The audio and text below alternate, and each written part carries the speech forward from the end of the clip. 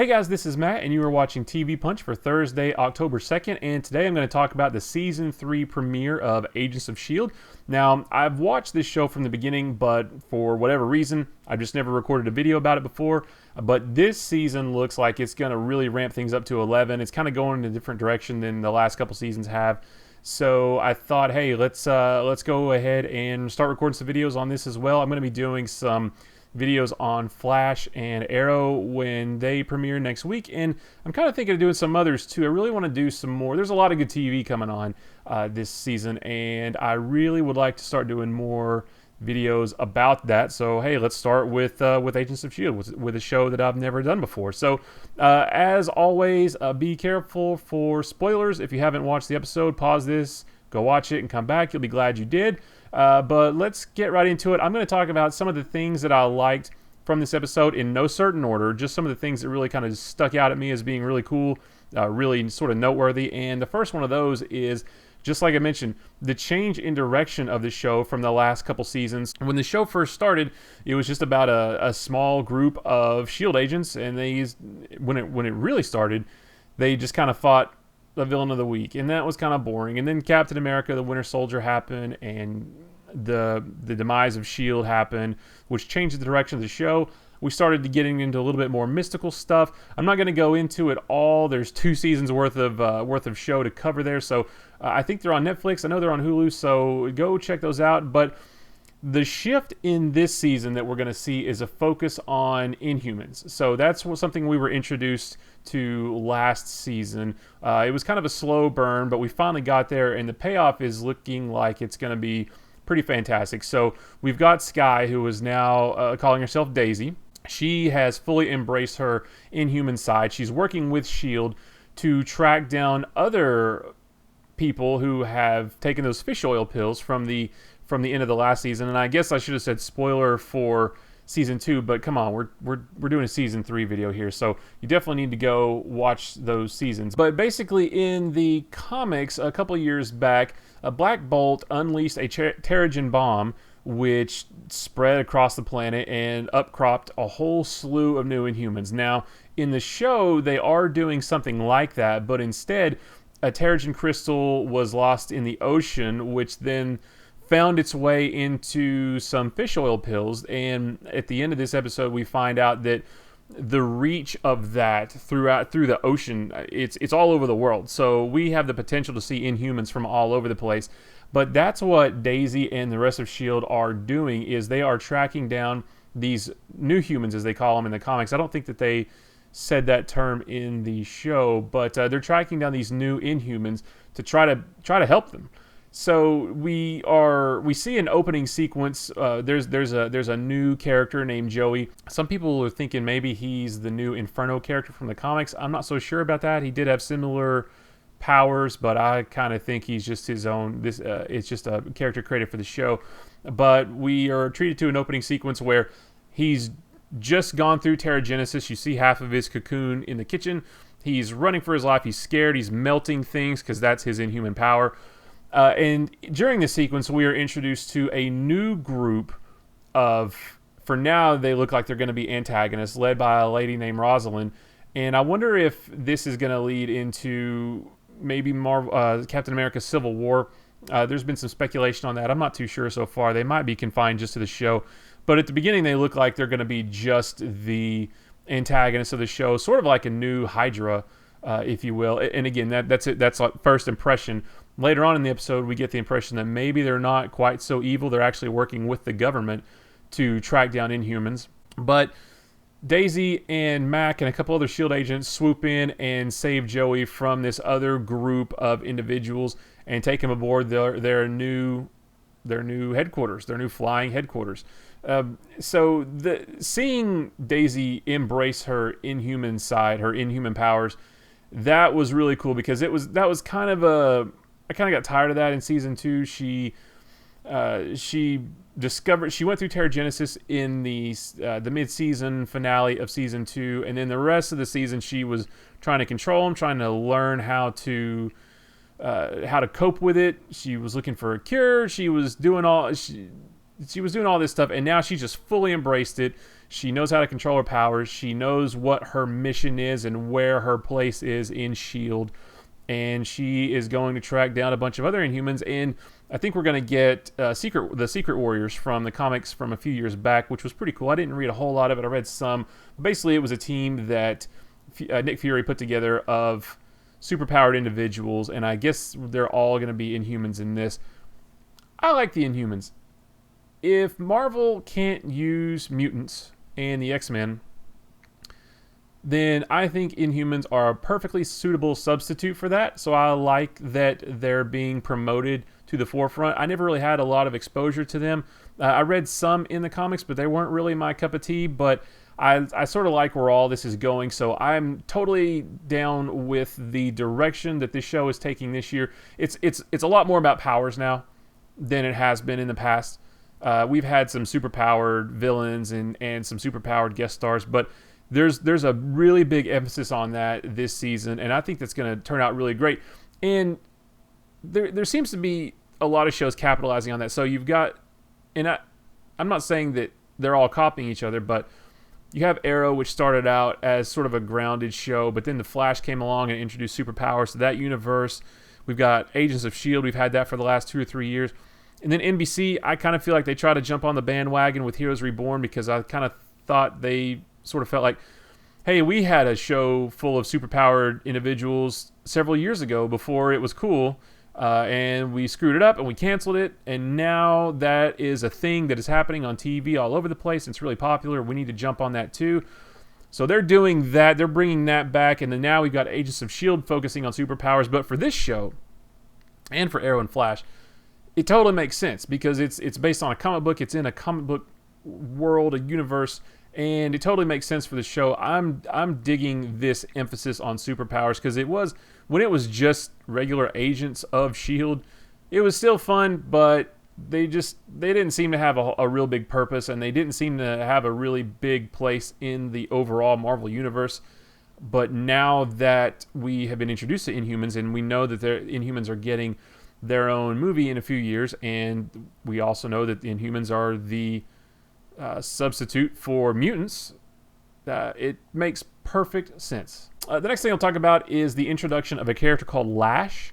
Now, he hasn't been in the comics very long, and I actually don't know that much about him. He was introduced a couple years ago in the rebooted Inhumans comic.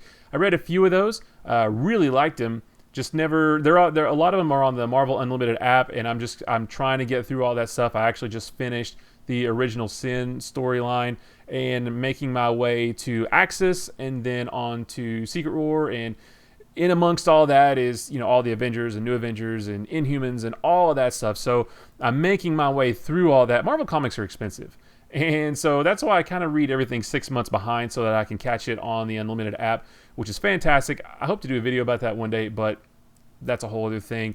But so I'm making my way through, and I know a little bit about Lash. Basically, Lash is an Inhuman who, in the comics, after the Terrigen bomb went off, after Black Bolt set that off and created all these new Inhumans, Lash kind of felt like that was, I guess, sort of a slap in the face to true Inhumans. So he's going around finding these Inhumans, and if he deems them not worthy of being an Inhuman, he kills them. So we see some of that in this episode. Joey, the character that I mentioned, the new Inhuman, I want to say he was the 5th one that's popped up since the end of last season. He's the first one that S.H.I.E.L.D. has been able to get their hands on, because the other ones have wound up dead. Now, S.H.I.E.L.D., Coulson and Daisy and everybody, they think that this other organization headed by Rosalind, they think that they're the ones killing Inhumans. They all have these holes in their chest. And through a confrontation on the subway, it turns out that that's not true. And I want to say that this other organization thought that S.H.I.E.L.D. was killing him. So there was a big miscommunication. So that's why I say that this new organization may not be the true antagonist of the show. Now, definitely Lash is going to be. We don't know if he's working with anybody else. There is sort of a hierarchy of Inhumans in the comics that we haven't seen yet in the show.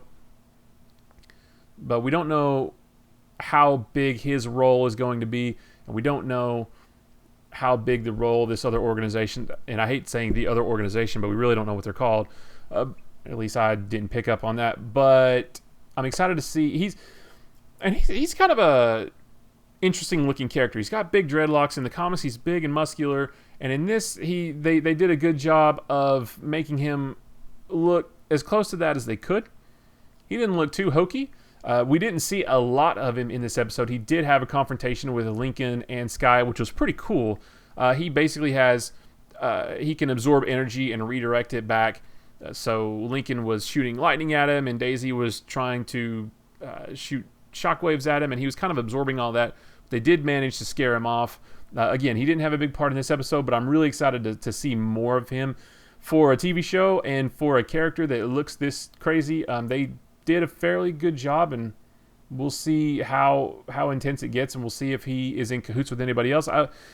From what I read in the few Inhumans comics that I read, he was kind of acting on his own, but we'll see if that continues. I really liked Fitz in this episode. So in season 1 he was the nerdy science guy.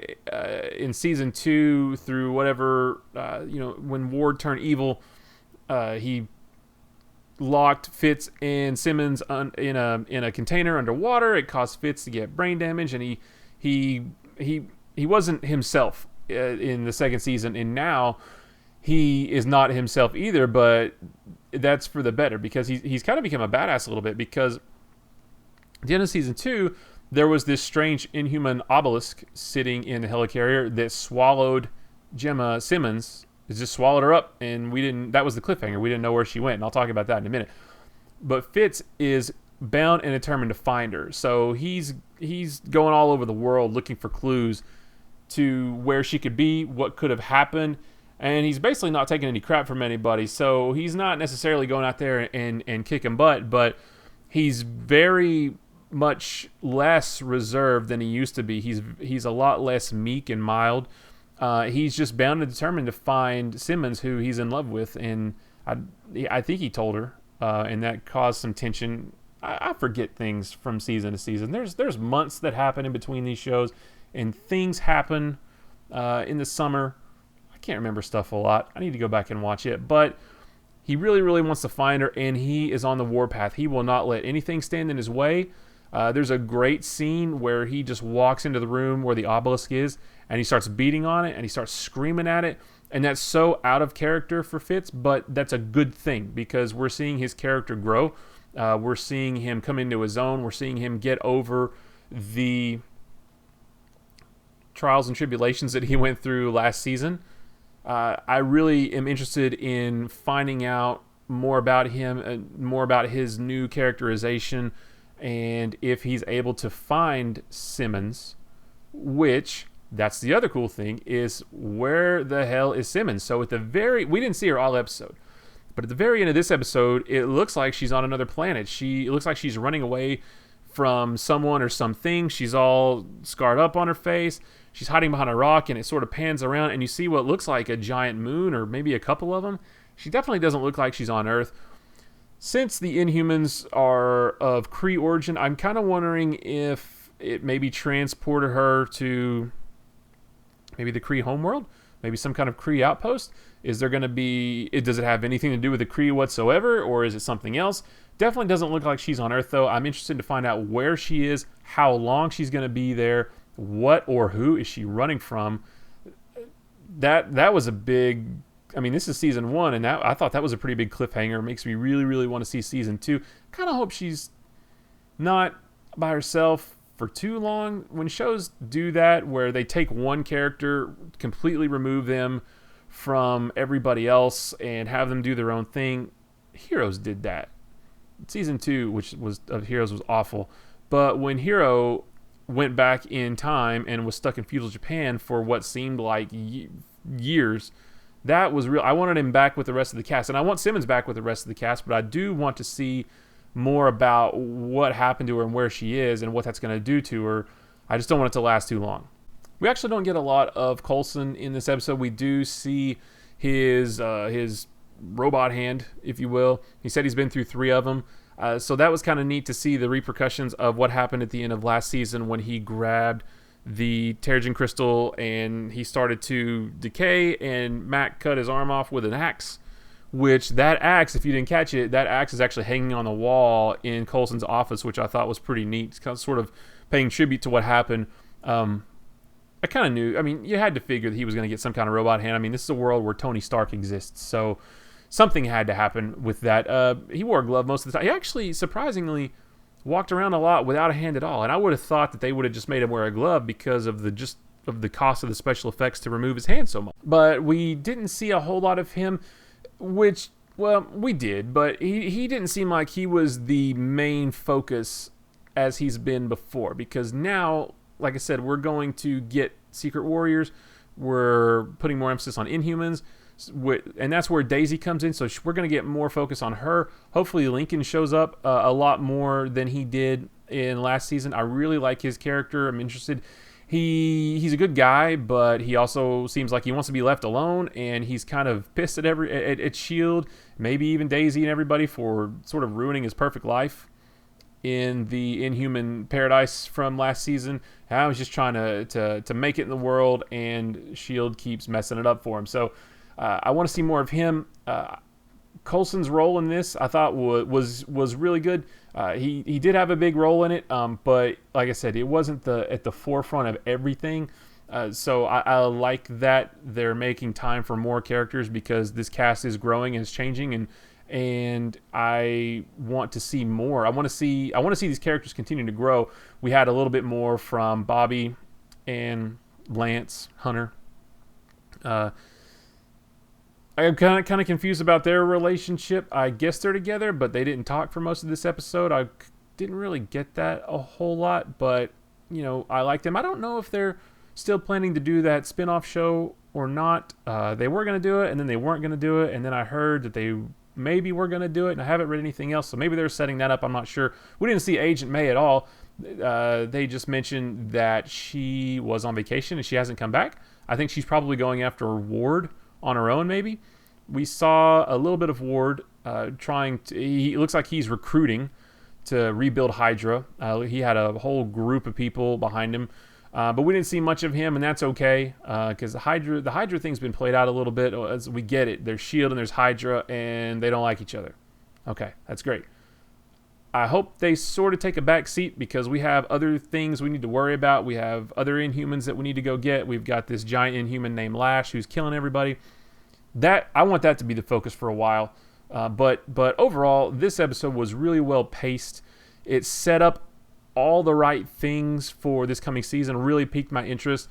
Didn't really leave anything hanging from last season. It was a great season premiere that gave you just enough of what's to come, but really made you want more. So I think I'm going to wrap it up here. There were some other cool things, and if I missed anything, be sure to let me know in the comments below. But I really want to keep doing these videos for Agents of S.H.I.E.L.D. So be sure to subscribe by clicking the button below, or check them out on youtube.com/nerdpunch to see those upcoming videos. And again, I'm going to have Flash and Arrow videos coming up starting next week. And if you want to check out any other things that Nerd Punch is doing, check us out on Twitter, Twitch, and Facebook, all of those /Nerd Punch. And of course, you can go to nerdpunch.com to see all the other weird stuff we're posting online, also to check our schedule of upcoming videos. And until next time, I will talk to you guys later. See ya.